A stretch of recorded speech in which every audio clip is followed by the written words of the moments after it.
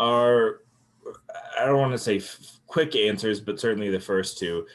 They follow a very specific property that if you recognize a logarithm in this form, honestly, I wouldn't even require you to show any work on the exam. You could just give me the answer. If you wanted to show your work, you could say it's this property.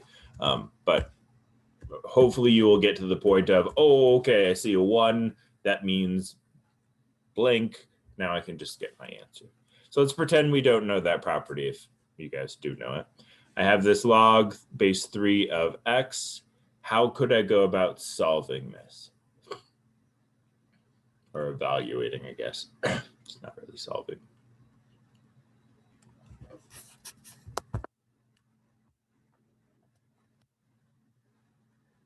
Well, I'll give a refresher. Logarithms are kind of hard to deal with. And so what we're going to do is we are going to translate it into an exponential, which we hopefully have a little bit more intuition. So I'm going to set it equal to some sort of dummy variable. It doesn't have to be x, but that's kind of the standard go-to. And now I want to translate this into an exponential. So how do I do that? How do I take this equation, translate it into something that has a power? It'd be 3 to the x power equals 1. Yep. I take the base of my logarithm over here, I move it to the other side.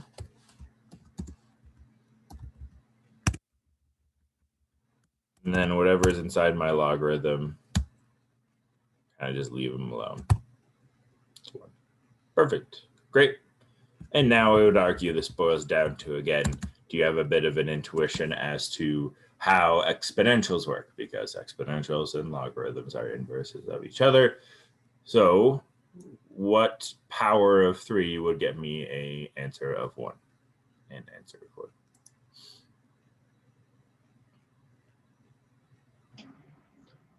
Would it be 1/3?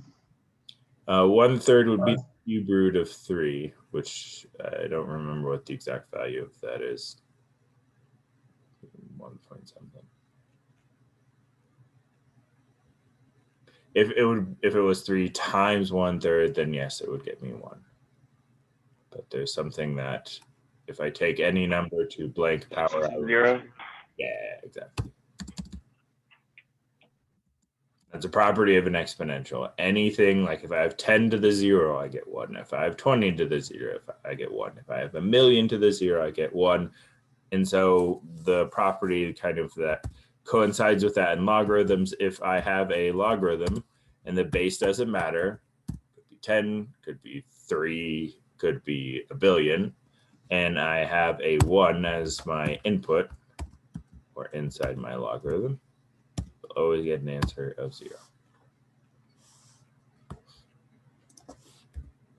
Okay, similar strategy here. I have log base 3 of 3. I'm going to translate that. Thinking why, because, why not change things up? How do I translate that equation into an exponential?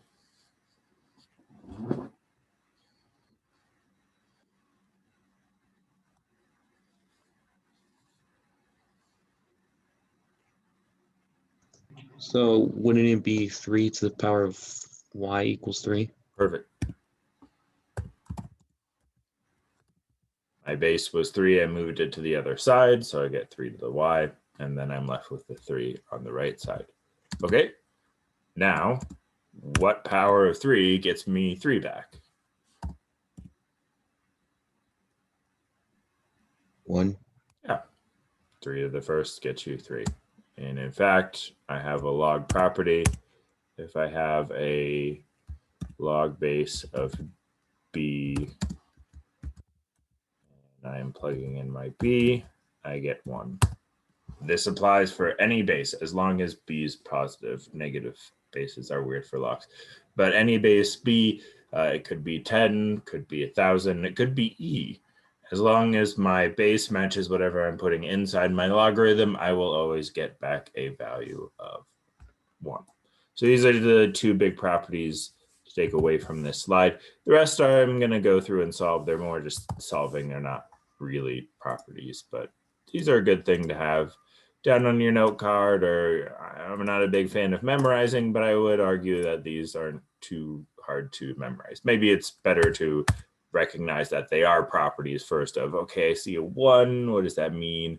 See a B, what does that mean? And truth be told, honestly, if you don't remember the rule, just solve the equation regularly. But these always hold true. If my input is 1, always getting back a power of 0. If my base and my input match, I always get back a power of 1. Any question about those properties?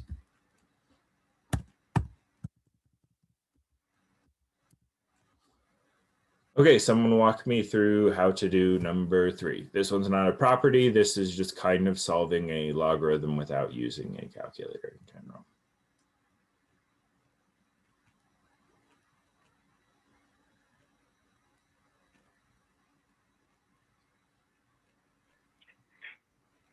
You'd start with doing 27 equals 3 to the z. Mm-hmm.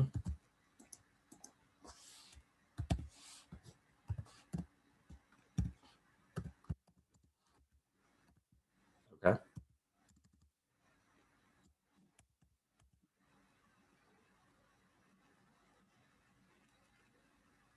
Now the question I asked myself, 3 to what power gets me 27?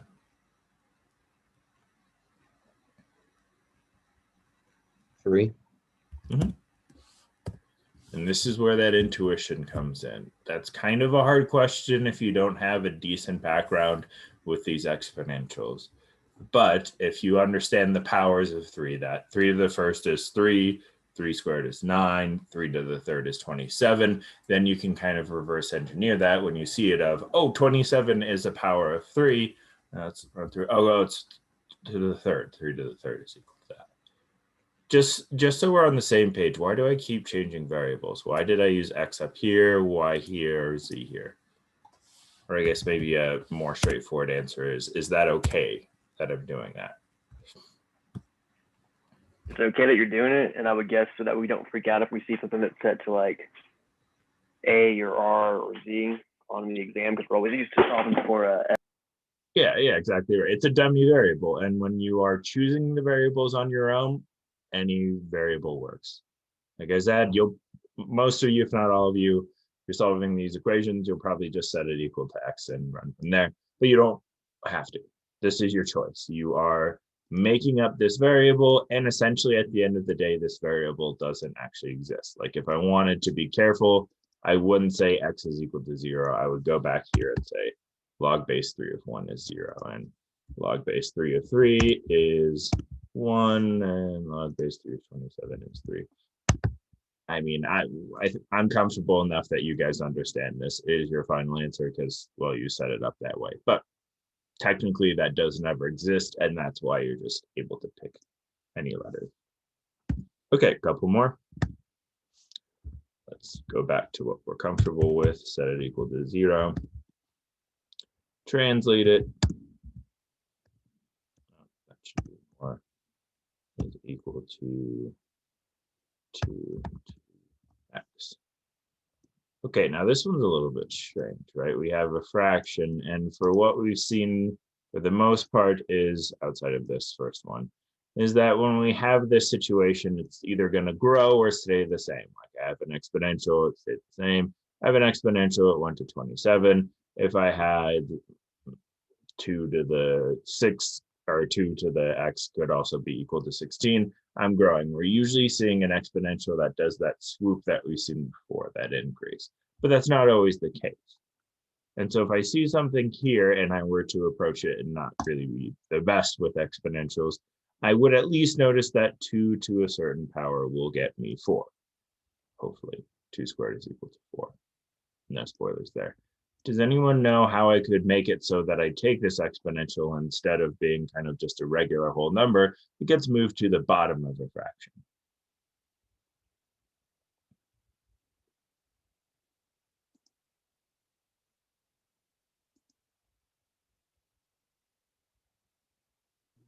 Multiply a negative. Yeah, so it's going to be x is equal to -2. The 2 for the fact that it's going to be 4, 2 squared is 4, and the negative, all that does is move it to the bottom of the fraction, or vice versa. So that's kind of maybe a bit of something to note.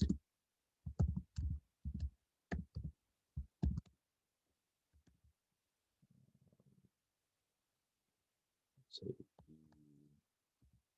the negative x is equal to 1 over.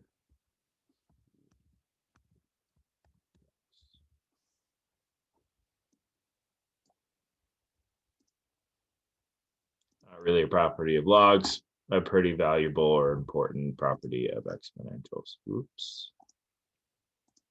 Okay, one last example on this slide. Set up, so I'm going to run through the first part. Set it equal to x. Translate that.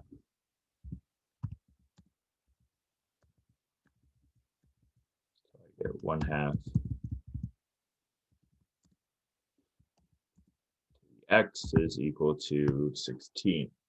Now, again, this is kind of weird. I have a fraction. We haven't taken a lot of powers of fractions, but I would hopefully see this relationship of just the 2 and the 16 and say, oh, okay, 16, that's the power of 2. 2 squared is 4, 2 to the third is 8, 2 to the fourth is 16. So I know 2 to the fourth is equal to 16, but I have this issue that this 2 is on the bottom of the fraction, and this 16 is on the top of a fraction. It's a whole number, but still it's technically 16 over 1.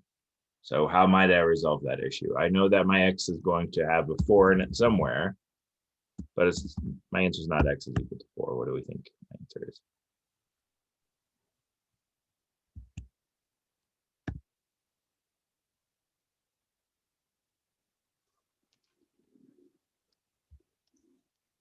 Would it be -4 to make it a fraction? Exactly, yeah. So if we want to, same thing. So this property holds true if I want to move something to the bottom of the fraction.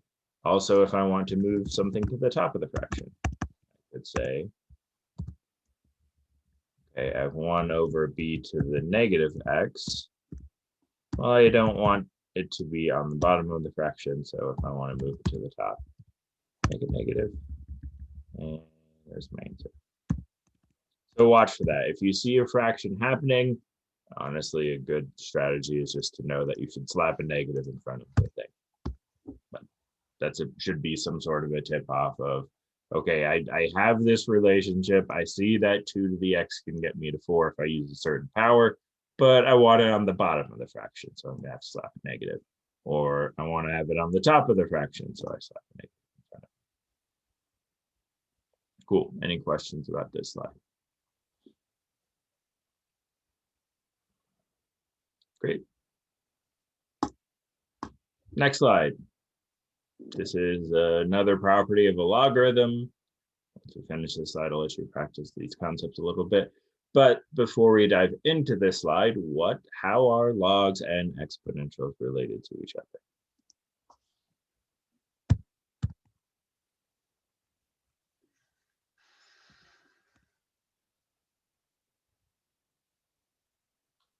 Oh, no. Failed you all. Super important relationship.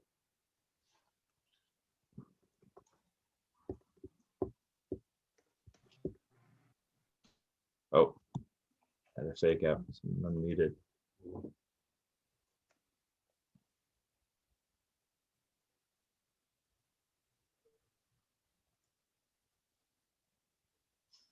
Yeah, Austin kind of posted in the chat, but that's the last.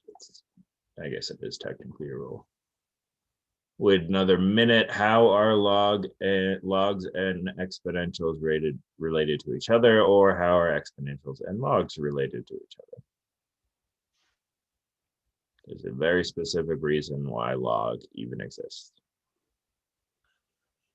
They're inverses, right? They are inverses. Okay, thank goodness. That is a very important property. Probably throw it on the final, unless I'm not allowed to write any of the final. They're inverses of each other. That's the whole reason why we have logarithms. If I want to solve an equation that's like x plus 2 is equal to 4, I have to use the inverse of addition, which is subtraction. If I want to solve a problem with multiplication, I have to use the inverse division. So if I want to solve a problem with an exponential, I use a logarithm because they're inverses of each other and they will cancel out each other. So essentially the entire property that is driving this slide, I guess there's two of them technically, is that if I have a logarithm of some sort of base b, and inside I have b, well, we know that's equal to 1. We saw that on the last slide. But if I have some sort of power here, well, the b's, log base b, exponential b, cancel, cancel, I'm left with x. Big picture, that's one of those that, like, it's easy to get lost in the process of things are flying around and I have to translate it and I have to expand and compress. But at the end of the day, don't forget that logarithms are inverses of exponentials and vice versa. That if I have an exponential,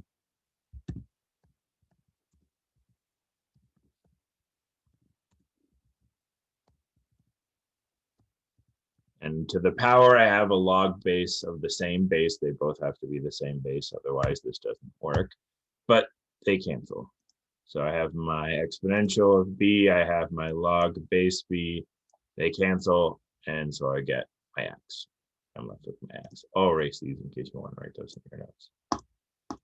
So with that in mind, what's the answer to my first question? 5. 5. How did you do that? Quick explanation. Doesn't have to be long. Because the bases cancel, so you're left with the exponent or the Yep. power. Perfect. Yeah. So recall that ln is the same thing as the natural log. So ln is exactly the same as this. You don't have to do that if you don't want to. You can just stick with your ln. But ln is log base e, so cancel, cancel, boop, boop, and your answer is 5. Perfect. Number 2.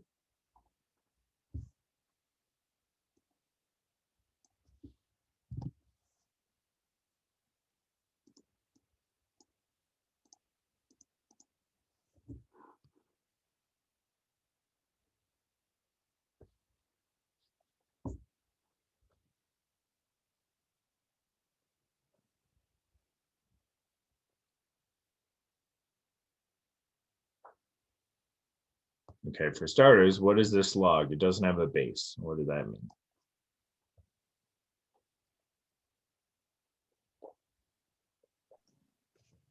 I don't know if I'm right, but wouldn't it automatically like mean 10 or something? Exactly, yes. So this is called the standard log. If you don't see a base in a log, it's log base 10. Perfect. Maybe we'll write out that.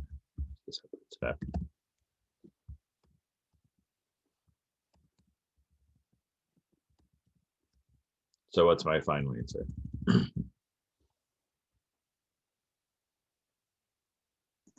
X.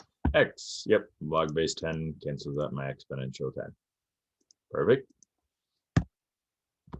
Next question.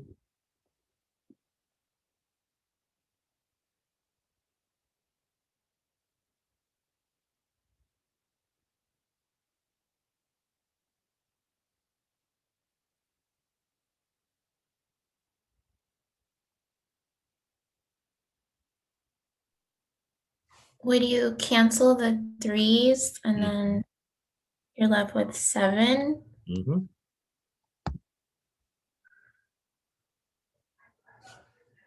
And then you do -1? Yeah, so we're just going to follow order of operations here. This is an exponential, so that's E in PEMDAS. So first I cancel these. I don't do anything to the 1 yet. I don't try and put in the power. I don't start trying to subtract it from 3. I leave it alone for starters, cancel out my logs, and then it's just a simple subtraction problem. Same thing with this one. Let's make it addition just to change it slightly, but how do I solve this one?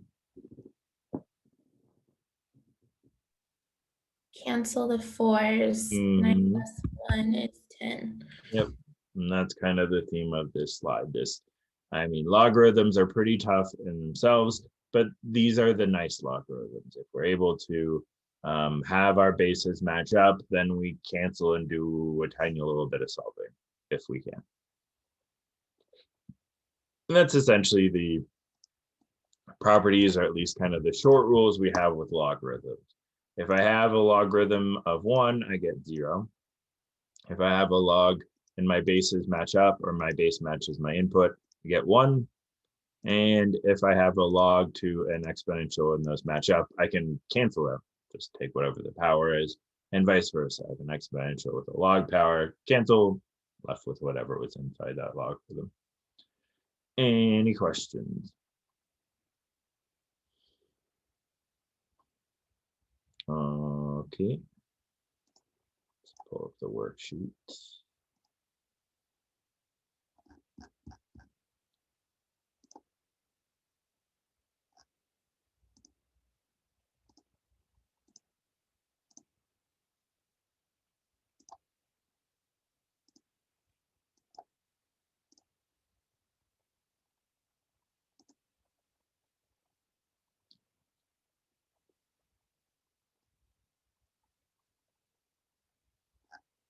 Oh man, not a lot for you to practice. Well, I'll throw you in your groups anyways. Probably only take you 5 minutes, but knock out these problems and then we'll move into actually expanding and contracting. I think the first couple of problems I did were, if I hadn't covered them already, were worth at least kind of introducing to get into the section. But I've been talking for a while, so I'll give you the second to be in your groups, maybe catch up over the quote unquote spring break, and then we'll move on.